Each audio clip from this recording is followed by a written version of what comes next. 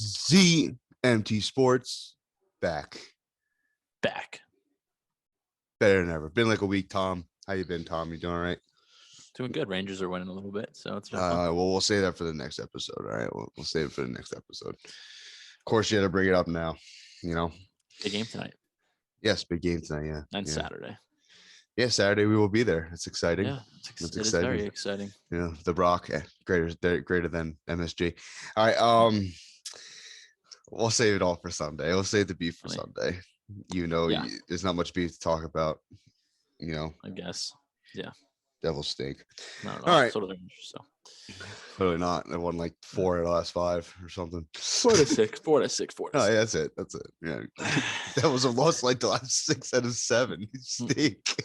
Now they're getting their get right team. Remember I used to say that in football? The Rangers are the Devils. Yeah, but every time you say that, your team wins. Cleveland Browns. Yeah, playing the Jets is their get right team. They lost by 30 or something. Well, remember they had the COVID. Yeah, you're right. No, it don't matter if COVID or not. You should not beat the Jets by 30. Come on. Man. You're right. Come on now. All right. Well, let's talk about. I want you to talk about we're gonna lean more NBA and we'll talk about a little NFL agency today, like free agency today, which it's gonna be wild. But first we'll start about the NBA. I want to talk about your Knicks a little bit. They are looking good. We're currently 4th seed in the East, right? Which is nuts. Which is nuts for what their record is. Actually, I don't know if because they lost the other night in San Antonio pretty bad. Oh, yeah, that's true. So let's see. I don't think they lost anything. I don't think one loss would make a big they did. Smidge. They're the 5th seed now. They are the 5th seed now because Boston jumped them into the 4th seed. So. Boston. Ugh. But still, me sitting here, the Knicks play their last game before the All-Star break tonight. Me sitting here as the Knicks is a 5 seed, just at 500, 36 games in, is actually pretty nuts. Yeah, dude. I know you were saying it before. I want to know, are you excited for Knicks basketball again? Is this it? This is the first time I've actually sat down and watched every Knicks game. I mean, I didn't in the beginning of the year because I wasn't fully sold and I didn't want to buy back in. So this is the problem with the Knicks. I was such a huge Knicks fan when they had Melo, and then when they had Kristaps, I would not miss a game like how I treat all my other teams. But then they were so poorly run, and they would try to make moves and they would try to sign people, and then they're getting snubbed. I'm like, you know what? I'm done with this team. It's hard to watch basketball, especially NBA basketball, the way the refs call games and the way the players kind of get when they're on losing teams. It's hard to watch. So I kind of just gave it up. I was like, oh, fuck, I'm not watching the Knicks anymore. It's done. And then they signed, not signed Tom Thibodeau, who I knew what he did to turn around Chicago after, the little, break they had after MJ left. And then I saw, what he did in Minnesota, basically creating Jimmy Butler and who he is today and what we know him as a player, Karl Anthony Towns and stuff like that. I saw that and I'm like, all right, well, we got Tibbs. And coaching can make the whole difference. And then what has really sold me and what has really got me back into the Knicks, because you asked, is I love watching college basketball. We talk about that all the time. College basketball is my thing. I love watching it. I'll watch UTEP versus Tulsa on a random Tuesday night. That's how much I enjoy watching college basketball. And I like it because they play hard defense and they let some things go. The refs let things go. They let them play hard. And the Knicks are the number 1 defensive team in the NBA. They might actually be 2 or 3. I don't know the exact numbers. Still pretty damn good. They're around there. And there's been so many games I've watched where they've held teams under 100 points this year. Yeah. Which the NBA, is insane in the NBA. Nowadays, the NBA is just unheard of. Yeah, without a doubt. That's what got me into it. And then you had guys like Quickly and Obi Toppin's playing good. And then they get Derrick Rose and he's performing. And Derrick Rose wanted to come back to play with Tibbs, and just the way the coaching is. And they got a great coaching staff. And Julius Randle's taken his next step in his career. I mean, it's exciting. So I'm pumped. But I'm cautiously optimistic because I know it's the Knicks and I know it's the NBA, and I know they're not going to have a chance to win a championship this year because they don't have the star power, because that's what the NBA is. It's a star power league. If you don't have 3 superstars, you're not winning. So I'm just cautiously optimistic, and I'm just trying to enjoy it. taking it game by game. I mean, how you think with the East is it like how it is now? You think they have a chance to win a playoff series? Maybe. No, not at all. But because here's the thing: at the end of the year, the Knicks are not going to be a 4 or 5 seed. Like that's not going to happen. I know what they are. I know their limitations. And if Julius Randle doesn't put up 25 to 30 points or basically a triple double, I mean, they don't have enough scoring. They don't have whatever. And I don't think they're at the point where they're going to trade assets to get a scorer at the trade deadline, like Beal or somebody else of that nature. So I just think that they're going to keep their team as is. And I think that their limitations are going to catch them later in the year. And I think most of their wins are against teams under 500, and you can't knock them about that. You play who you play. I mean, Most yeah, of the East exactly. is under 500. Your schedule is your schedule. You can't. Yeah, but I know their limitations. They'll probably be somewhere. They might be in the playing games, either a 9-10 seed or 7-8, which means they're going to run into the Sixers or the Nets, and they might win a game or two, which would be so exciting. But they're not beating those teams in a 7-game series. It's just not happening. If they could somehow magically stay 4 or 5, then of course maybe they could beat the Pacers or they could beat the Celtics in a 7-game series. I don't know, because those teams haven't really done anything special. But you have to think teams like the Heat and stuff like that are going to jump up in this conference. So. That's where I'm at with that. Solid. Well, at least it's entertaining for you again, to an extent. It's been a few years since you could be excited about it. So, I mean, it's good that you are, Yeah, they're one of my few teams that have done above their expectations to start a season and do everything, which is exciting because my other teams have done the complete opposite. I could feel you on that one. How about your Mavs? I'm excited about my Mavs. I'm excited. Like I've told you, I know it ruins your draft pick or whatever.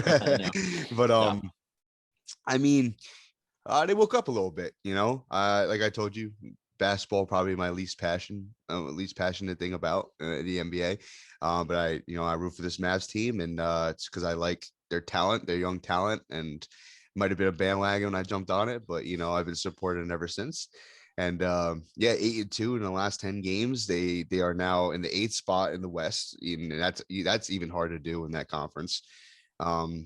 Lucas turned it on. He's looking like an MVP caliber player. Kristaps Porzingod's back, and he's playing as well as he should. He'll get hurt again. Yeah, I probably, unfortunately, but I mean, right now with Luka out yesterday, he had like some back tightness or whatever.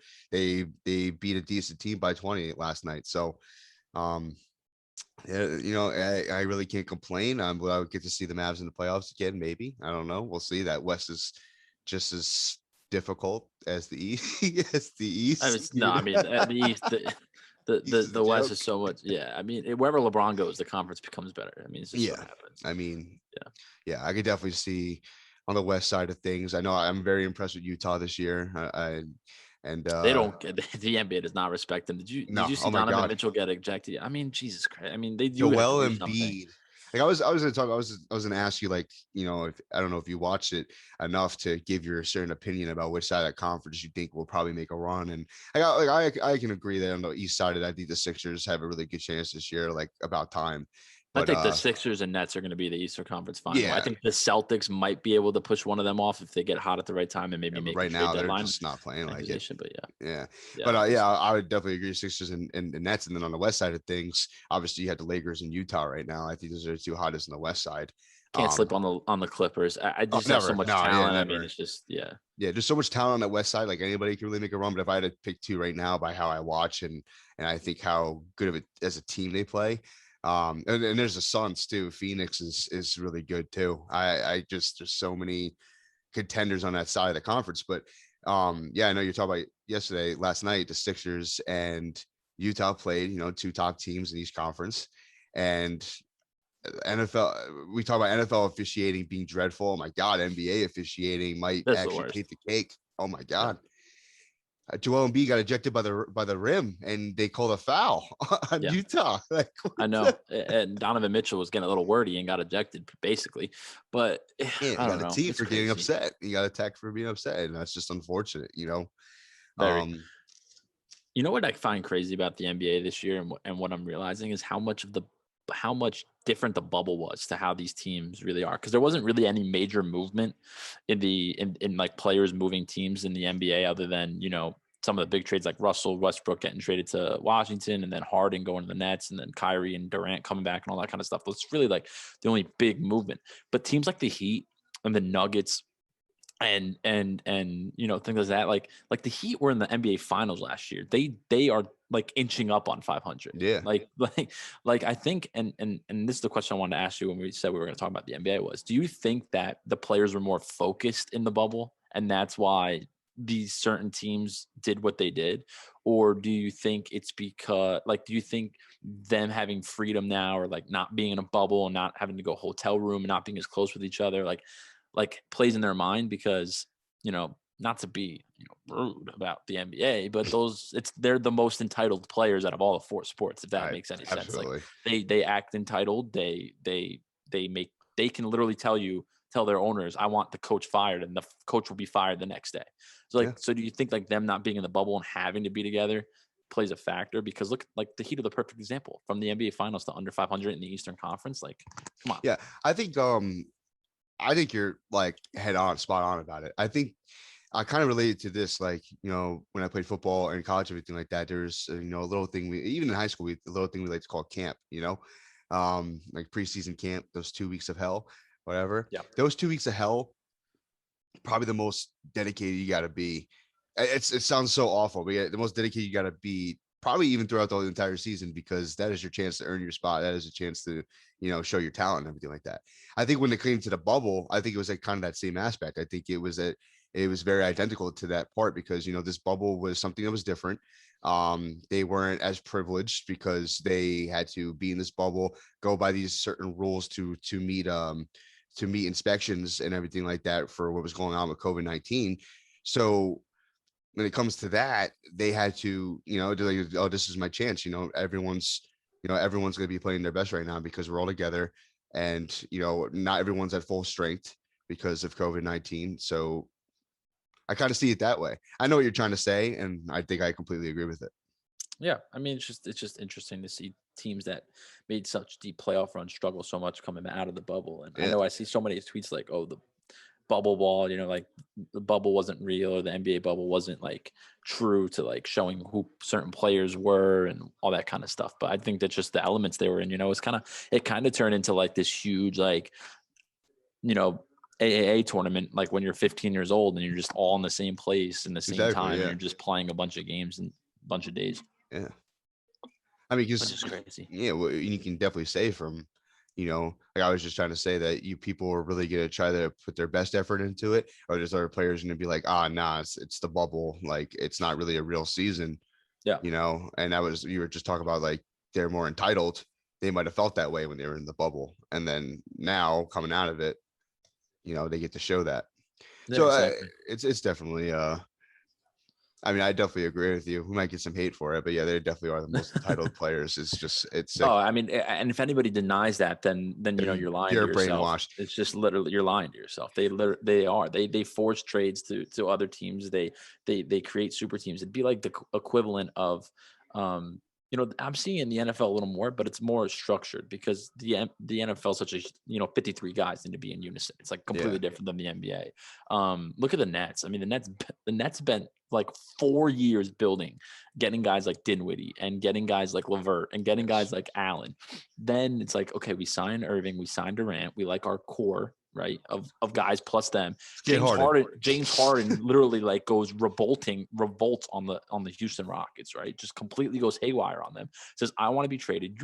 He said, I want to be traded to Brooklyn. That's how it went. No matter how it's, I want to be in Brooklyn. Either I get traded to Brooklyn or that's it. Yeah, pretty much. Kyrie and Kevin vouched for it, right? In Brooklyn, like go get James Harden, and before you know it, that core that Net fans had to struggle with and do whatever that the Nets built gets traded away for these three guys. Now they have DeAndre Jordan playing significant minutes. They got guys I've never heard of playing bench minutes.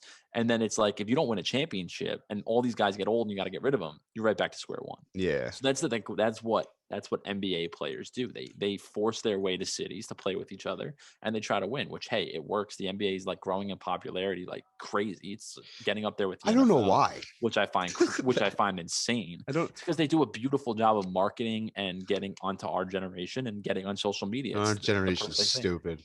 Yeah, I mean, generation it'll never sucks. be the NFL. The NFL will always be king. It'll never be that. Oh yeah, But the NBA is definitely the second most popular sport in this country. It's not even close. it's They jumped baseball, I want to say, like 4 or 5 years ago. yeah. Obviously, baseball's not as entertaining to watch as basketball, but I don't know. I don't know if I told you about the one time I like everyone, we have TikTok and everything like that, and Yeah. I saw this this TikTok of this guy. He's a pretty famous he does sports or whatever like we do, and he was just saying like how college football is the worst possible sport that you can watch and everything like that. I Yeah. mean, he had his cases. Like I know what he was saying, like, oh, like the college football playoff is the same 4 teams every year, and pretty much it is. That's And my then reason. Not like in the NBA, really. and exactly. And then when I commented on the thing, and I got flooded by people who hated me, people who liked me, but I said like, how do you possibly say this but be an NBA fan? Because it's what they do. They create super teams in the NBA, and those super teams win 9 times out of 10. And so that's literally what it is. So what is the difference with college football with these guys who actually have to try, don't get paid and everything like that, but they just have better recruiting? That's just how it works. NBA, they literally trade these players left and right. Money is tossed around left and right to get what these players want because they're entitled. College football, they don't have a choice. They're making the choice that's best for them.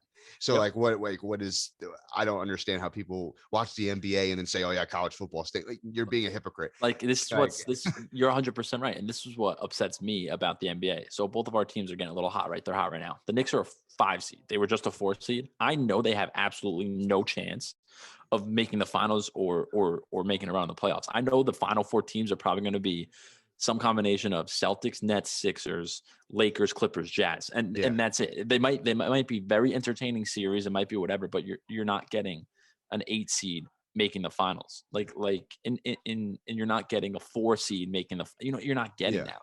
Like the bubble. I mean, you see how so many people were surprised about the Heat getting there because the bubble where they were seeded and all that kind of stuff.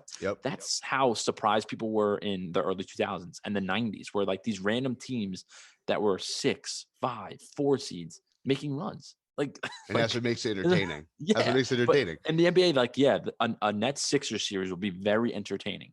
But what's not entertaining is knowing the Nets and Sixers are going to be in the Eastern Conference Finals on January 1st when the season ends in April. That's not exciting. I was just going to say, like everything with power, like preseason power rankings, like you can do for any sport, like NFL, MLB, like they'll put like a top 5 teams, everything like that.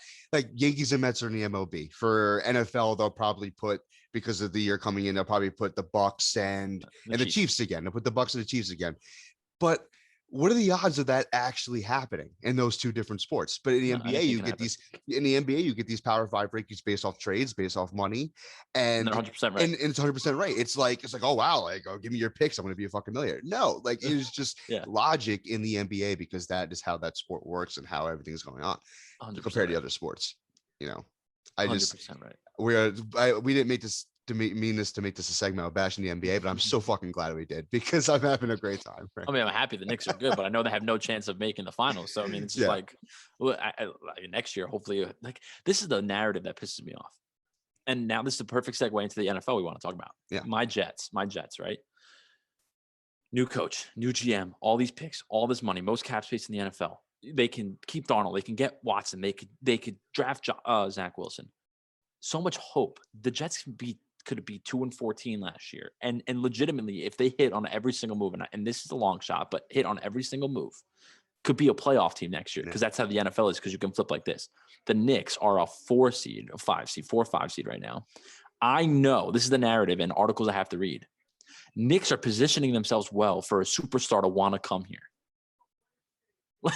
Like it's like, okay, let's build a core, let's play good basketball, and now a superstar will want to come, and then all of his buddies will come, and then we'll win. Like that just it bothers me. It's just not my style. It's just not how. It's not how it should work. It's not how it should work. I'd say this, like in NBA, there's no foundation. There's no tradition. There's no foundation in teams. No, it is literally like, let's get the best guys and let's win. It's literally making a Olympic team. That is what the NBA is. It's just not.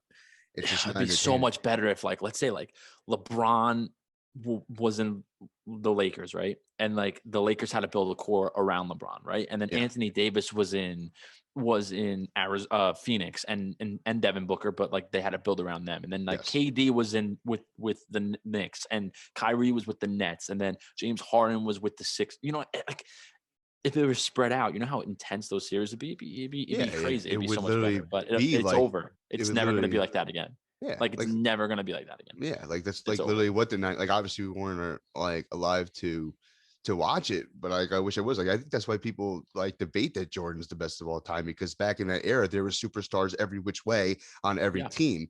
And Mhm. and that's why it wasn't, it wasn't a like yeah, Jordan and Pippen are on this team, but they aren't the favorite every year because you still got to go through the bad boy Pistons. You still got to go through Magic Johnson and the Lakers. Like there was always other competition. Don't forget about my Knicks, And then Mike. your Knicks. Yes, your Oh, Knicks.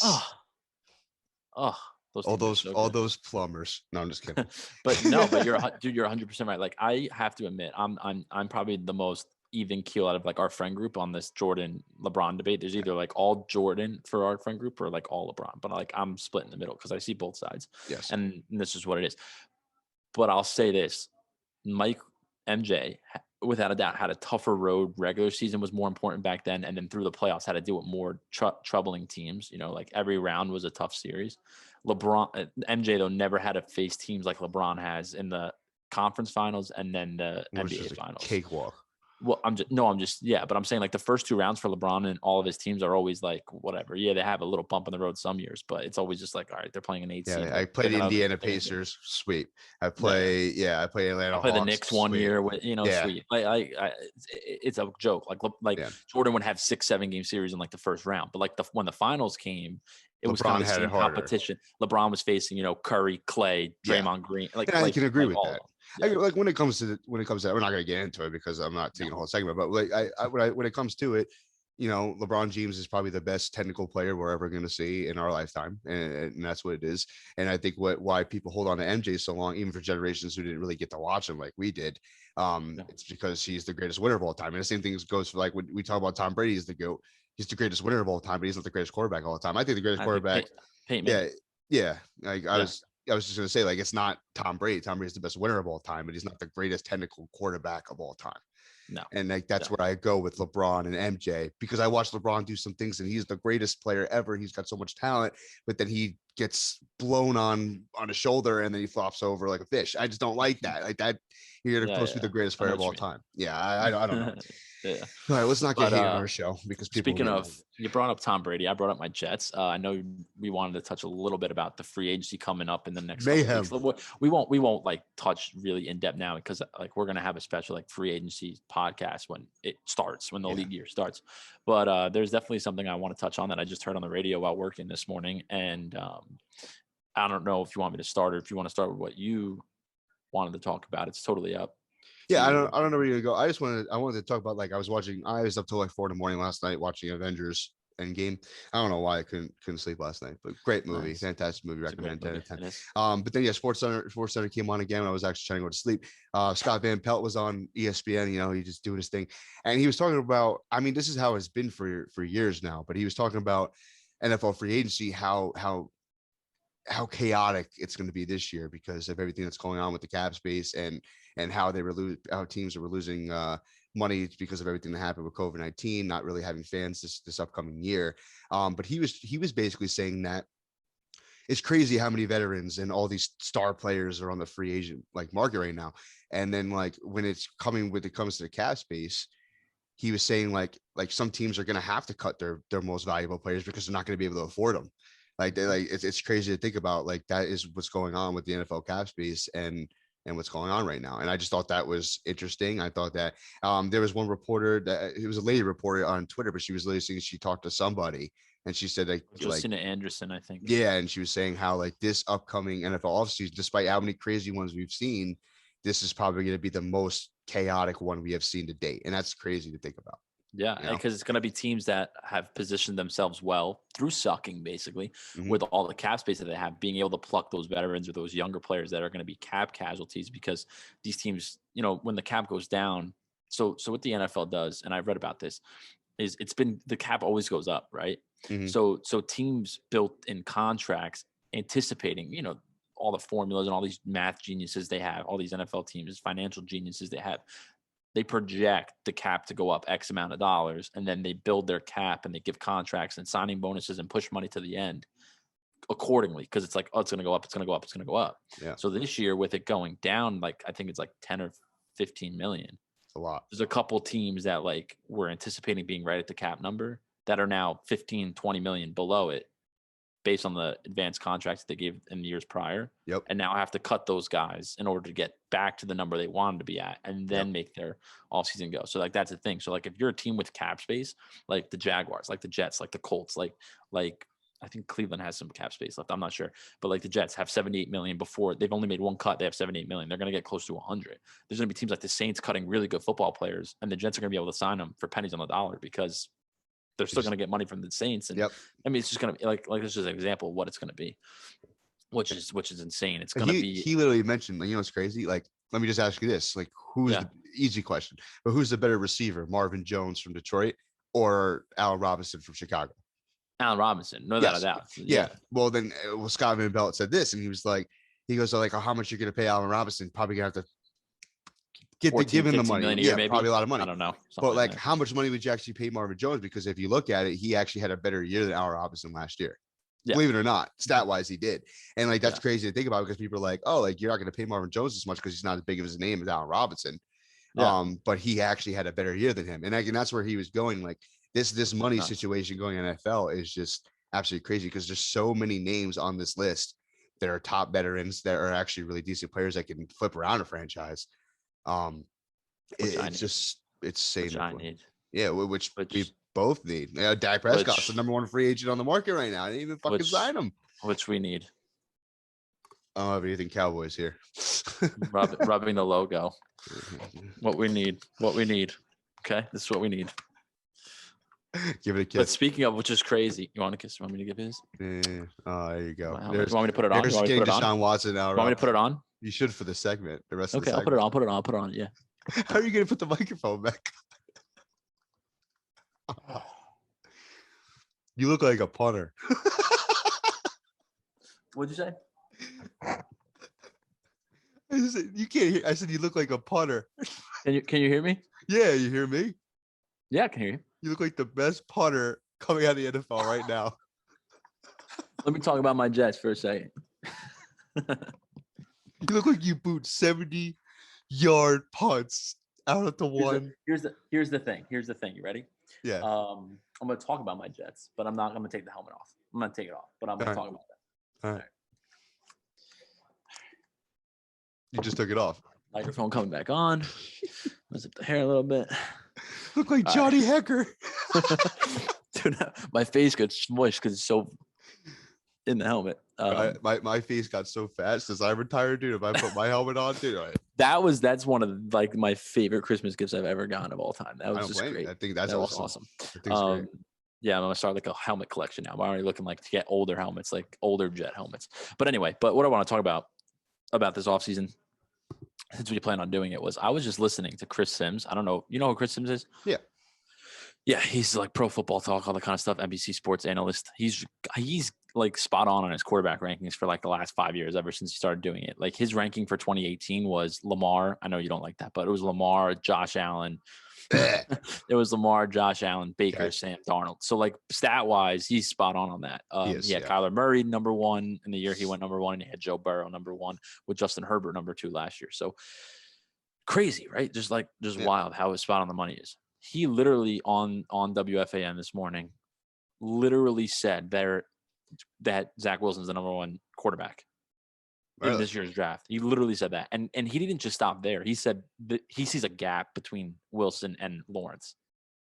That's ballsy to say. So I'm listening to this, right? And I don't really like, you can go back and listen to it, or like you probably see it all over Twitter, like to our fans and people who listen. I'm not going to talk about what he said, but I'm going to give my thoughts about what I heard him say. Yeah.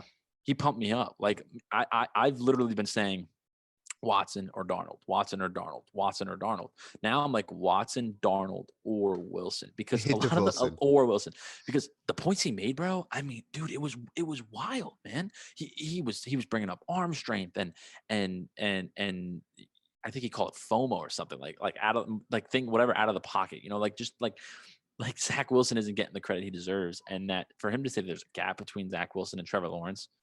is crazy to me. He did say Trevor Lawrence is going to be the number 1 pick and it's going to be good, but he thinks Zach Wilson's going to be better because he sees more intangibles. He's the most pro ready quarterback in this draft. That's what Chris Sims said. And he said that in regards to the Jets, like if Jacksonville goes number 1 Trevor Lawrence, that they should run to the podium and take Zach Wilson for all the reasons that he mentioned. And it's just crazy to me that, this is the first time I heard that. And he's the only analyst to say that. And I thought it was going to be clickbait, and I thought it was just going to be trying to be against the grain. But when he gave his track record of 2018 and years in the past, he knows what he's talking about. And all about. these stats, he knows what he's talking about. It's not clickbait.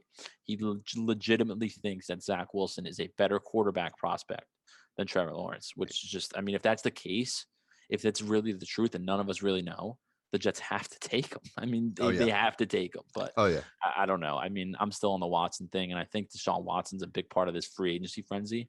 I think he gets traded. I don't know to who. I hope it's the Jets, but I don't know. I think he's going to go join his boys back in Arizona.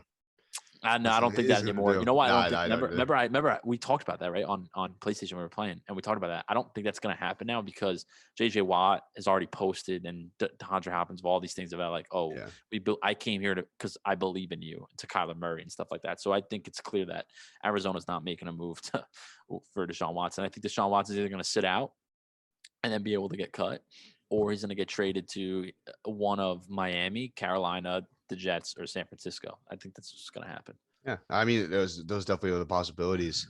Yeah. What's your number 1 headline that you want to see? I talked about my Jets. I talked about a thing. Probably Dak Prescott, right? Dak Prescott signs a $40 million deal to the Cowboys. That's what I want to see. $40 million a year. Imagine. $40 million imagine a if year. They got him for $40 million total, dude. Yeah, right. Steal that with me. Yeah, right. Dallas Cowboys signed Dak Prescott a 5-year, $40 million deal. Dude, what? What? $9 million a year? Yeah, you kidding me? No, if Carson Wentz and fucking Jared Goff can make contracts like that, Dak Prescott deserves a contract like that. Yeah, and it's not even close. I just I mean, just obviously I want to see Dak sign with the Cowboys, because if he doesn't and he somehow goes somewhere else, I'm going to be heartbroken. I don't know what I'm going to do. I generally don't know what I'm going to do. Yeah, I don't see a future for the Cowboys if they don't sign Dak. I don't see them being relevant for a long time. I think it's fucking rebuild again, and that's sickening to say. It is. But yeah, that's where I gotta go. I want to see that headline. I'm just excited for this frenzy period, because like I said, all these veterans are going to be on it, and where everyone's going to go. Some people have short years left. Like I know like T.Y. Hilton's on it, and like J.J. Watt just signed a 2-year deal. I didn't even think he was worth 2 years. I didn't know if he had 2 years left, but he got $28 million just to go play for 2 years. So it's exciting to see like what some of these veteran players are going to get when it comes to them being signed and where they're going to go. It's going to be a whole different year. A whole different year. And we got to remember, whoever wins the offseason doesn't automatically and necessarily mean they're going to win the year. So it's crazy. You got to keep that in mind. I think for both of our teams, I think me looking at the Cowboys situation, I think it's definitely get Dak, and then they got to fix up that defense. I think you could sacrifice pieces on offense because Dak can elevate people. Like, so if you take a step down on your offensive line, or if you take a step down on your receivers, hey, I'm sorry. No, it's okay. Then you take a step down on your receivers, man. Dak will elevate whoever comes in on the offensive side of the ball. You know what I mean? Yeah. So I think that's what's going to happen. But I think you got to just hammer in that defense, like hammer it. For my team, get as many players as you can, draft well, and let's just see. I don't even know. I love this. I like this coach's mantra. I like his attitude. I like the GM combination. But who the hell knows? Produce for us, because it's been long enough. I'm gonna beat this boy's ass. Shut up. I think Austin is like giving us the cue. It's like, hey guys, you guys have done enough. Yeah, stop bothering me. It's been a great episode, and the Devils and Rangers play tonight, and we will have a Battle of the Hudson Part II episode on Sunday night after the Rangers and Devils play back-to-back games against each other. And let me tell you something. I'll end with this. It's going to be a turning point of our hockey team season, because think about it. The Rangers are a game under 500. The Devils are 2. They basically have the same record. So if the Rangers could somehow get these 2, like the Devils got 2 from us earlier in the year, they'd be a game over. The Rangers lose 2, they'll be 3 under again. If the Devils lose 2, they'll be 4. It's a turning point. It's like a cog of our season. So it's important. I know. Yeah, these 2 games are definitely important. And I honestly feel going into it. I mean, obviously we're gonna talk about it Sunday. We'll see what the results are, but they need to get at least one of these, the Devils, to get back on. I'm predicting a split. Yeah. I mean, I think that's the best split. case scenario. But the way the Devils are playing right now, I don't fucking know. But here's the thing: the way the Devils have played against the Rangers this year, they could take two. That's just they play so well against us. I mean, like how they look against Buffalo is like crappy team, below average NHL team. Against the Rangers, they look like the Boston Bruins. Like that. Like that's how they are. You know, the wise like, words of Kyle Mara. I hate Buffalo. yeah, right. And the Rangers, you know, it's crazy. Like the Rangers, they're 2-0 against Washington, and the Devils can't beat Washington if they tried. Like the Rangers beat up Washington both times, winning by 2 or more goals. Yeah. Like, and the Devils can't find. Like it's just the way the season's going. So the Devils, think about this, and this is like the mindset I think Devils players are going to have, and the team's going to have. Lindy Ruff used to coach on the Rangers and got so disrespected. So that's always a chip. But it's like we've lost 6 out of 7. We're hitting our lull. There's no team that we play better against than our rivals. Let's get it. Yeah. And the Rangers also we've lost them twice. Screw this team. We're finally healthy against them, almost healthy. Let's beat them. So I agree. I don't know. We'll see what happens. You know, we'll be together tonight. Even if they somehow win, the Devils win both these games, obviously I'm going to be coming in with some fire on Sunday, because that's what we as you should. We gotta get this podcast going again. We gotta get some fire going between me, because me and you were way too fucking civil this podcast. I don't like. I know. I was gonna talk shit about the Cowboys, but I refrained. Go ahead, talk. 2007. Go ahead, talk shit about the Cowboys. Go ahead. Oh, the same stat you bring up every podcast. All right. I mean, if we're talking about head to heads, Austin hates it too. You said if we're talking about head to head. Yeah, you got it. I'm saying, hey, I'm using the devil argument against the Rangers, right? Head to head this year, you're 2-0. That's what you always told me. I'm using it against the Cowboys. Hey, 3 Nelsons also. Then when it's 2-2, I'll have nothing. And I'll still have the Jets. Yeah, I'll order some shit. Milk money, cash money. I'll catch you later. And yes, sir. All right, man. Take care. See ya.